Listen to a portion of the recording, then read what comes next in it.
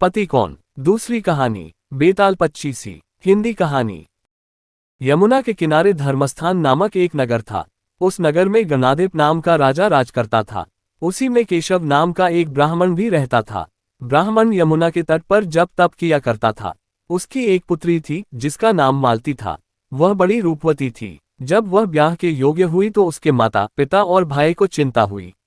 संयोग से एक दिन जब ब्राह्मण अपने किसी यजमान की बारात में गया था और भाई पढ़ने गया था, तभी उनके घर में एक ब्राह्मण का लड़का आया। लड़की की मां ने उसके रूप और गुणों को देखकर उससे कहा कि मैं तुमसे अपनी लड़की का ब्याह करूंगी। होनहार की बात की उधर ब्राह्मण पिता को भी एक दूसरा लड़का मिल गया और उसने उस लड़के को भी यही वचन दे दिया। उधर ब्राह्मण का लड़का जहां पढ़ने गया था वहां वह एक लड़के से यही वादा कराया। कुछ समय बाद बाप बेटे घर में इकट्ठे हुए तो देखते क्या है कि वहां एक तीसरा लड़का और मौजूद है। दो उनके साथ आए थे। अब क्या हो। ब्राह्मण, उसका लड़का और ब्राह्मणी बड़े सोच में पड़े। दैवयोग से हुआ क्या कि लड़की को सांप ने काट लिया और वह मर गई। उसके बाप भाई और तीनों लड़कों ने बड़ी भाग दौड़ की, जहर झाड़ने वालों को बुलाया, पर कोई नतीजा न निकला। सब अपनी अपनी करके चले गए। दुखी होकर वे उस लड़की को शमशान में ले गए और क्रियाकर्म कराए। तीनों लड़कों में से एक ने तो उसकी हड्डियां चुन ली और फकीर बनकर जंगल में चला गया। दूसरे ने राख की गठरी बांधी और वहीं झोपड़ी डालकर रहने लगा। तीसरा योगी होकर देश देश घूमने लगा। एक दिन की बात है, वह तीसरा लड़का घूमते घामते किसी नगर में पहुंचा और एक ब्राह्मणी के घर भोजन करने बैठा।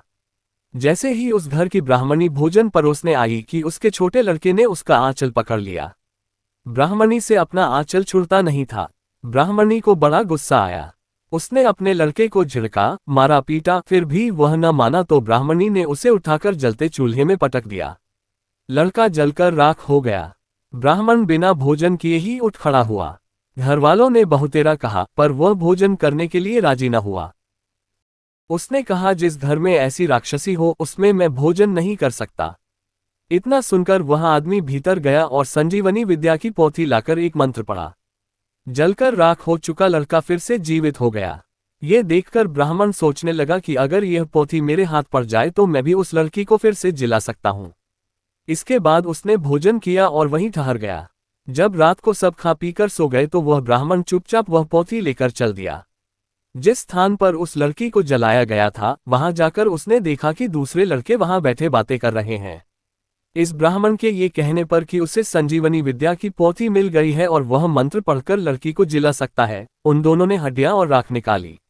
ब्राह्मण ने जैसे ही मंत्र पढ़ा वह लड़की जी उठी। अब तीनों उसके पीछे आपस में झगड़ने लगे। इतना कहकर बेताल बोला, राजा बताओ कि वह लड़की किसकी स्त्री होनी चाहिए। राजा ने जवाब दिया, जो वहां कुटिया बनाकर रहा उसकी। बेताल ने पूछा, क्यों। राजा बोला, जिसने हड्डियां रखी वह तो उसके बेटे के बराबर हुआ।